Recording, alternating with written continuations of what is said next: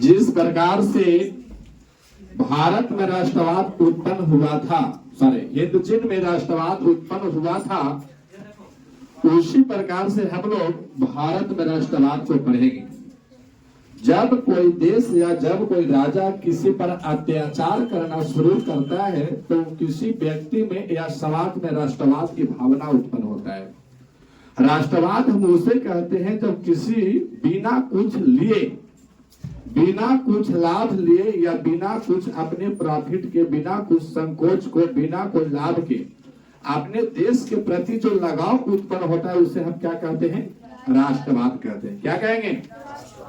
राष्ट्रवाद। राष्ट्रवाद का यहाँ शाब्दिक अर्थ होता है, राष्ट्रवाद का शाब्दिक अर्थ होता है राष्ट्रीय चेतना का विकास, राष्ट्रीय चेतना का उदय या राष्ट्रीय चेतना का विकास। उसी में हमारे हिंद चीन के अनुरूप ही हमारे भारत में राष्ट्रवाद की भावना भड़की थी और भारत के लोगों ने अंग्रेजी शासक से अवरुद्ध होकर के, उससे उब करके उन्होंने अपने बगल में हिंद चीन को देखा कि हिंद चीन हमसे छोटा होते हुए भी अनेक प्रकार से युद्ध लड़ा और अंत में परिणाम हुआ कि वह क्या हो गया?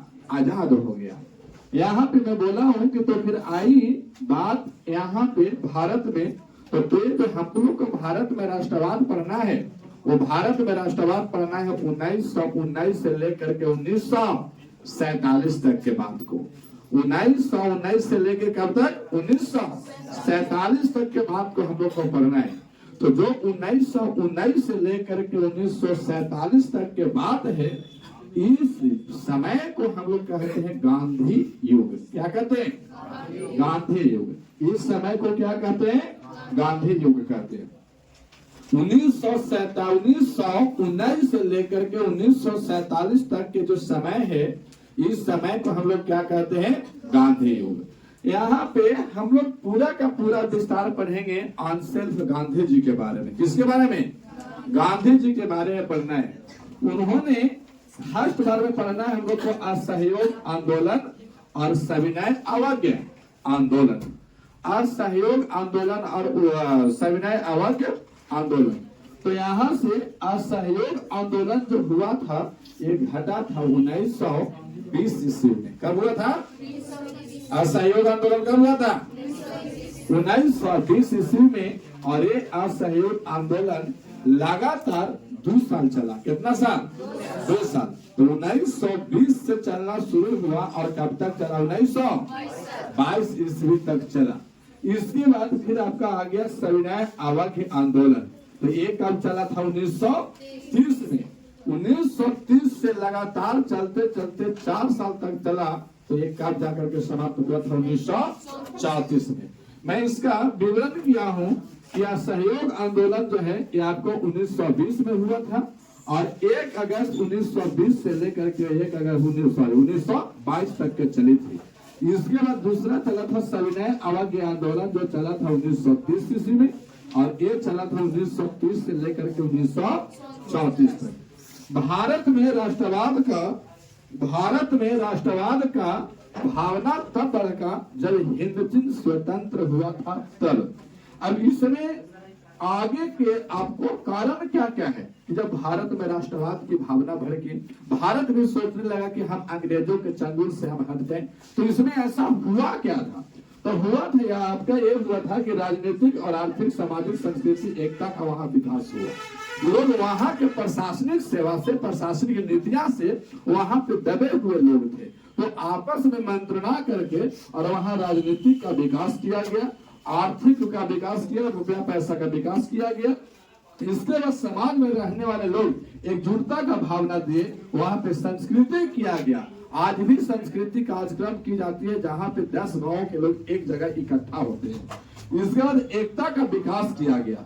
और वहाँ पे क्या था? तो अंग्रेजी राजा के प्रशासनिक नीति के विरुद्ध असंतोष लोग थे, जो वहाँ के राजा कर रहे थे। जो ब्रिटिश राजा, ब्रिटिश के लोग, जो यानी कह सकते हैं इंग्लैंड के लोग, जो यहाँ पे काज कर रहे थे, उससे भारतीय लोग असंतोषजनक थे, माने किसी का संतुष्टि नहीं था। तो क्या उस समय कोई विद्रोह किया गया था? तो हाँ, लड़ाई झगड़ा होते थे, लेकिन भारत छोटे छोटे कस्बों में बटा हुआ था। आज जैसे कि अगर मान लिया जाए कि बिहार में 38 कस्बे हैं, जिसको नाम दे दिया गया है जिला, 38 जिला में बटा हुआ है। लेकिन अगर यहाँ पे कोई राज करता, कोई राजा यहाँ पे कोई साम्राज्य का यहाँ राजा शासन करता, तो क्या होता कि अगर मान लिया जाए कि गया एगो जिला है, तो गया जिला में कोई आकर के और अपना वैभव दिखाए, अपना राज दिखाए, तो उसको औरंगाबाद जिला से कोई मतलब नहीं था। यानी कह सकते हैं साफ सुथरा बात कि अगर मान ली कि गया जिला में लड़ाई हो रहा है, तो औरंगाबाद वाला का कोई मतलब नहीं है, और फिर आपका बक्सर वाला का कोई मतलब नहीं है, जहानाबाद वाला का कोई मतलब नहीं है। तो इस टाइप से करके वहां पे विद्रोह जिसके यहाँ होता था केवल वही समझे। तो वहां पे पहले भी लोग स्वतंत्रता के लिए लड़ाई लड़े थे। जैसे में लड़ाई हो गया तो कौन हो गया, कोल विद्रोह, इसके बाद संथाल विद्रोह, है ना, इसके बाद फिर नील विद्रोह, फिर आपको लिखा गया है पावन विद्रोह। इस टाइप के विद्रोह अनेकों विद्रोह हुए थे, लेकिन इससे कुछ फायदा होने वाला नहीं था। अब यहाँ पे क्या हुआ, लेकिन राष्ट्रवादी चेतना का विकास भी यहाँ नहीं हुआ था। ये विकास सारे के सारे आपको 18वीं शताब्दी में हो रही थी। मतलब 1701 से लेकर के 1899 तक, 1701 से लेकर के 1899 तक ये बात बोला गया था, है ना। अब यहाँ पे देखा गया जैसी आई 19वीं शताब्दी, कौन सा शताब्दी आया, 19वीं शताब्दी। 19वीं शताब्दी आया तो यहाँ लोगों को लगा कि नहीं, उस समय हम लोग को जो रास्ता मार्ग अपनाया गया है, ये मार्ग क्या है, खराब है, ऐसे आजादी हमें नहीं मिलेगी। तब यहाँ पे आया भारत में राष्ट्रवाद। हालांकि राष्ट्रीय चेतना का विकास कब हुआ था, 19वीं शताब्दी में। कैवीं शताब्दी में, 19वीं शताब्दी में यहाँ पे हो गया। इसके बाद फिर आया क्या, भारत में राष्ट्रवाद। तो यहाँ पे शिक्षा का प्रचार किया गया था। कैसी शिक्षा थी वो, अंग्रेजी शिक्षा। तो यहाँ पे ट्रांसलेटर लोग होते थे। अंग्रेजों के बाद इंडियन को समझ में नहीं आता था, और इंडियन के लोगों के बाद अंग्रेजी ब्रिटिश वाला से समझ में नहीं आता था। तो यहाँ पे लोग अंग्रेजी शिक्षा इसलिए किया गया ब्रिटिशों के द्वारा, इसलिए किया गया ब्रिटिशों के द्वारा। एक मिनट थोड़ा सा रुकिए।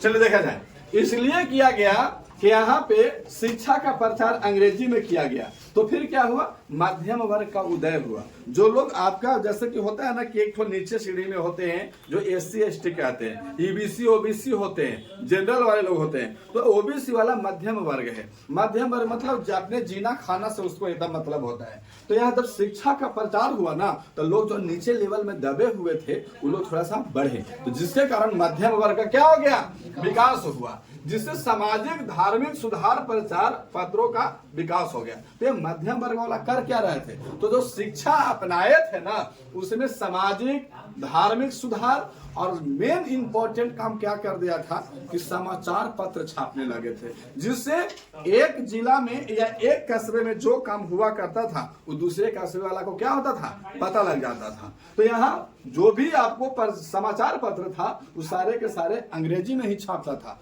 और यही अंग्रेजी का प्रचार हुआ था। तो लोग अब एका दुका जो गांव-गांव में थे वो लोग पढ़ करके बगलगिर को सुनाया करते थे कि हमारे देश में आज ब्रिटिश साम्राज्य ने ऐसा कर रहा है।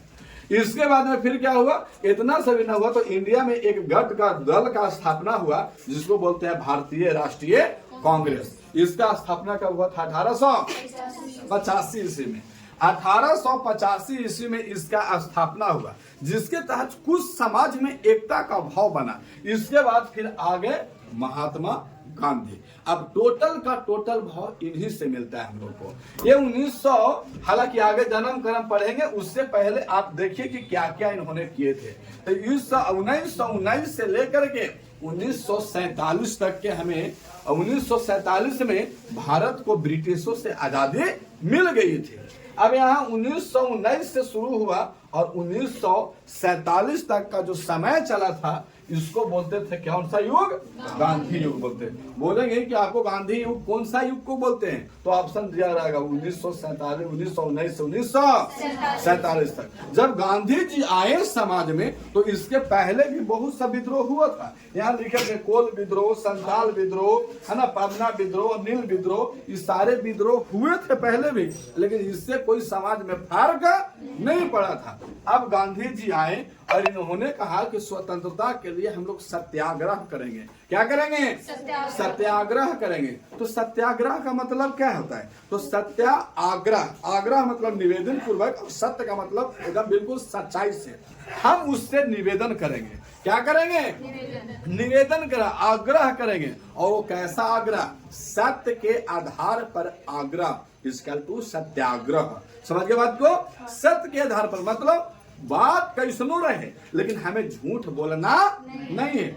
और आग्रह करेंगे, मार धार नहीं करेंगे। भैया देख लो, पहले मार धार बहुत हुआ है, हर एक तरह का विद्रोह। इतिहास गवाह है कि जब भी स्वतंत्रता मिली है, जब भी हक मिला है, तो केवल विद्रोह से मिला है। हिंद चिल में ना जाने कितना खूना खराबी हुआ था कि नहीं हुआ था? बहुत सारे सेक्टर में अगला तबली हो गए थे, फिर भी सत्याग्रह, उसमें आपको क्या हुआ? आजादी मिला, लेकिन बहुत सारे आपको कष्ट झेलना पड़ा। गांधी जी सब बात को जानते थे कि जो प्यार से मांगा जा सकता है वो इकरार से कभी कोई देने वाला नहीं। बातें तो इन्होंने कहा कि भैया हम प्यार से मांगेंगे। मतलब क्या है? आग्रह करके मांगेंगे। मतलब है ना कि देना है तो दो। कैसे तो एक ठो कहते थे हम लोग हो, हम लोग कहते थे, छोड़ो हटाओ, क्या कहते थे, बचपना में कहते थे, सत्याग्रह का प्रयोग किया। सत्याग्रह मतलब क्या होता है? सत्य के आधार पर आग्रह करना। तो इन्होंने गांधी जी को जब ये बात बोले, लोगों के बीच में ये बात बोले कि हम सत्याग्रह का मार्ग अपनाएंगे, तो लोगों में लगा कि भैया ये तो हो ही नहीं सकता है, मांगे से कोई कुछ देता है का? तो बोला कि हाँ मिलेगा, थोड़ा सा लेट से मिलेगा, और नहीं तो फिर अंतिम में तो खैर लड़ाई झगड़ा है। बात बनाना चाहिए तो पहले ही बना लो। जैसे कहने का मतलब कि अगर मान लिया जाए कि हम किसी पर गुस्साएं तो ठंडाने का मौका नहीं मिलेगा, इसीलिए पहले ठंडा रहिए, बाद में गुस्साने का मौका ऑप्शन बचा हुआ रहता है। तो इसमें क्या है? सत्याग्रह का बात। इन्होंने कहा कि हम सत्य कहेंगे और अहिंसा पर आधारित था। वो क्या था? सत्य और अहिंसा पर, मतलब किसी से लड़ाई झगड़ा नहीं करना है। अब गांधी जी को ये वाला बात समझ में नहीं आया। उन्होंने बोला कि तनी समाज ने बोला कि तनी हिंद चिल को देख लीजिए, कितना खून खराबा हुआ, तब जाकर के अंतिम में भागा। इन्होंने बोला कि भैया हम देखिए ऐसा करने वाला नहीं है। हालांकि बाद में जाकर के दो गुट का निर्माण हुआ था, वो गरम दल है, वो नरम दल। तो गरम दल वाला कहाँ सक्सेस किया था? जो किया थे गांधी जी, है ना। अब यहाँ पे आए तो गांधी जी ने तीन गो सशक्त आंदोलन चलाए। क्या गो? तीन गो आंदोलन चलाए। पहला आंदोलन का नाम था, कौन सा आंदोलन? असहयोग आंदोलन। असहयोग आंदोलन मतलब क्या है? हम किसी को कोई सहयोग ना करेंगे। और इसमें कब से कब तक चला था? तो 1920 से लेकर के 1922 तक। इसके बाद चला था सविनय अवज्ञा आंदोलन। ये कब से चला था? 1930 से लेकर के 1934 तक। इसके बाद अंत में चला था भारत छोड़ो आंदोलन, जो चला था 1942 ईस्वी तक, है ना। 1942 से लेकर के आगे तक चला था। अब ये तीन गो आंदोलन, आपसे ऐसे आंदोलन चलाने के लिए अनोखे आंदोलन चलाए थे, लेकिन सशक्त आंदोलन सबसे अच्छा आंदोलन और उसके विरुद्ध में आंदोलन साबित क्या हुआ? तो तीन गो। पहला में कौन था? असहयोग आंदोलन। कब से कब तक? 1920 से लेके 22 तक। सविनय अवज्ञा आंदोलन 1930 से 1934 तक। भारत छोड़ो आंदोलन 1942 तक। इसके पहले हम बताया था कि भारत अनेक छोटे छोटे राज्य में विभक्त था, और यहाँ के लोग जो थे ना, उनका जो सोच था वो सीमित था। उनको लगता था कि कैसे भी मेरा राज्य केवल बच जाए, बाकी आपको भाड़ में जाए, उससे कोई मतलब हमको नहीं। आज भी लोग ऐसा सोचता है कि आपको बगल में आपको जब लोग हैं और बगल के घर में लड़ाई हो रहा है, वो मटिया के सुतर है ना, हम तो कुछ जानबे ना करते हैं। वो लड़ाई हुआ जब छूट छाट जाएगा तब, अच्छा लड़ाई हो रहा था, हमारा नीनिया छाप पक गया था, ऐसे लोग बोलते हैं। तो यहाँ पे क्या था ना, उनको लोग सीमित था, लेकिन ये सोच बदली कब, तो 19वीं शताब्दी में। 19वीं शताब्दी में लोगों को सोच बढ़ने लगा और देश के प्रति उनका लगाव बढ़ने लगा था। देश के प्रति उनका लगाव बढ़ने लगा। भारतीय राष्ट्रवाद के उदय के कारण, भारतीय राष्ट्रवाद के उदय के कारण, अब यहाँ पे पहला कारण क्या था, तो पहला कारण था कि अंग्रेजी साम्राज्यवाद के विरुद्ध असंतोष की भावना। उनका जो राजा था उनके प्रति ब्रिटिश का जो शासक था उससे इंडिया के लोग कभी भी खुश नहीं थे, मतलब असंतोष, कोई भी संतोष नहीं था। कारण कि अंग्रेजी शिक्षा का बढ़ावा था वहां। अंग्रेजी शिक्षा का बढ़ावा होने के कारण जो लोग, जो महाजन थे, फिर वहां पे कृषक थे, मजदूर थे, उनपे क्या हो गया, लगान का बोझ बढ़ गया था।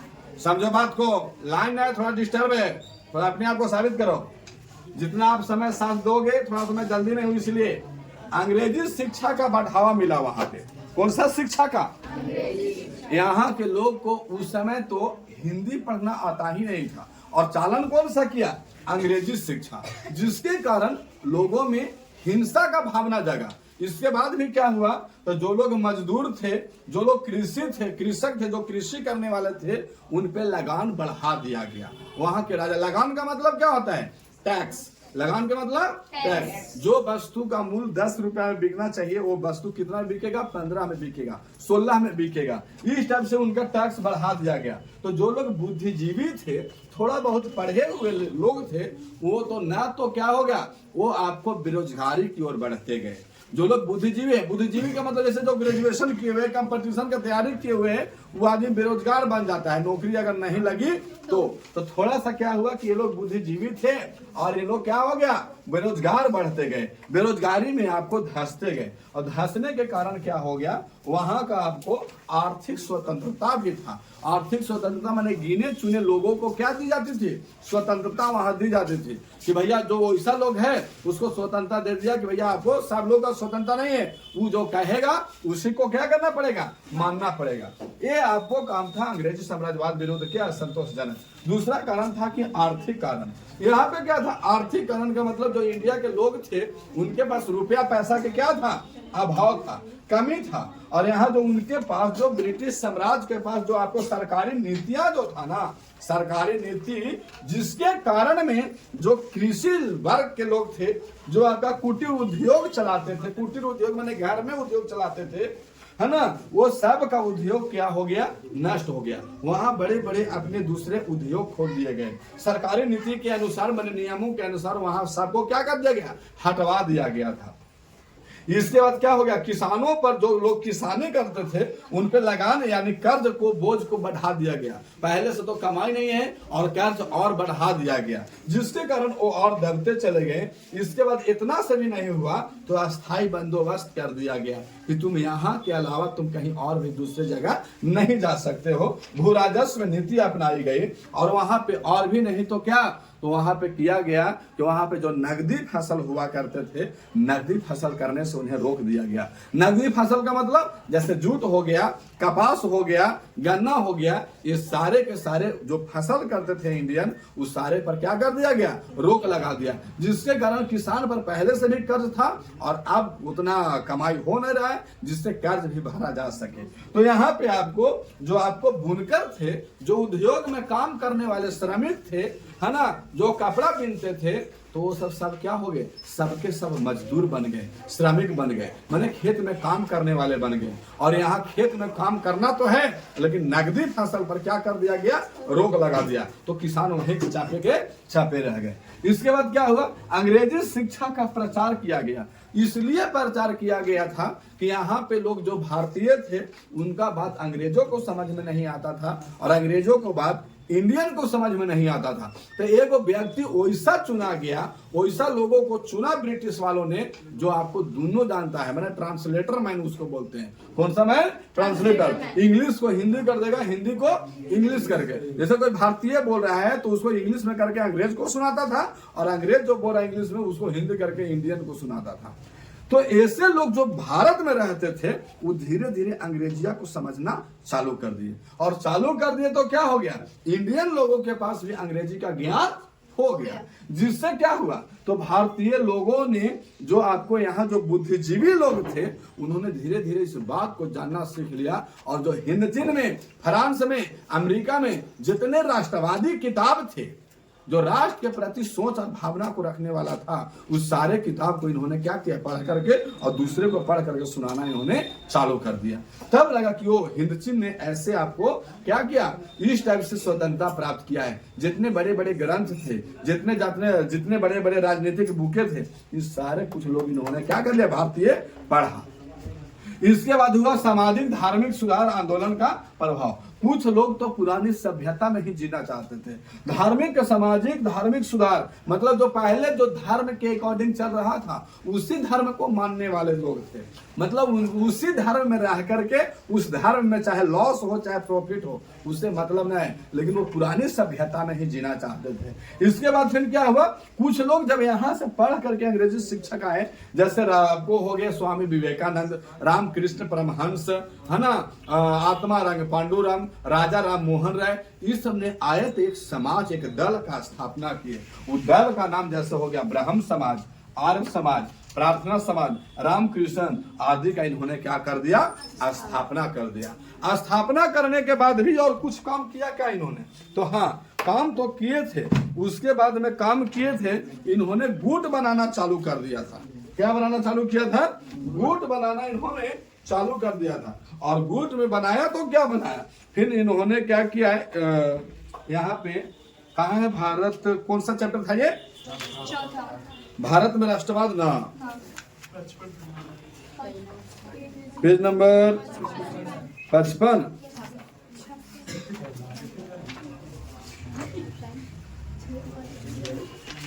चलिए देखिए, इसके बाद फिर आपको आगे चल करके क्या हुआ, तो ये प्राचीन संस्कृति का आपको स्थापना किया गया, उसमें ज्ञान आई। तो उसमें एक आपको 1784 ईस्वी में, 1784 ईस्वी में एक व्यक्ति का नाम है जिसका नाम है विलियम जोन्स। क्या नाम है, विलियम जोन्स। उनके आधार पर इन्होंने एशियाटिक सोसाइटी का स्थापना किया। ये एशियाटिक सोसाइटी में रहता कौन था, तो जो भी आपका भारतीय लोग थे इस आइए यहाँ पे और एक एशियाटिक सोसाइटी का स्थापना किए, और उसमें आपका लोग धीरे धीरे क्या हो गए, जुड़ना शुरू कर दिए। और जुड़ करके और आपको उस दल के तहत फिर लड़ाई का कार्यक्रम, या फिर आपको धर्म के अकॉर्डिंग का कार्यक्रम, या फिर शिक्षा नीति के अकॉर्डिंग, या हर तरह से उस सशक्त आंदोलन चलाने का प्रयास किया गया। आज तक के लिए इतना ही।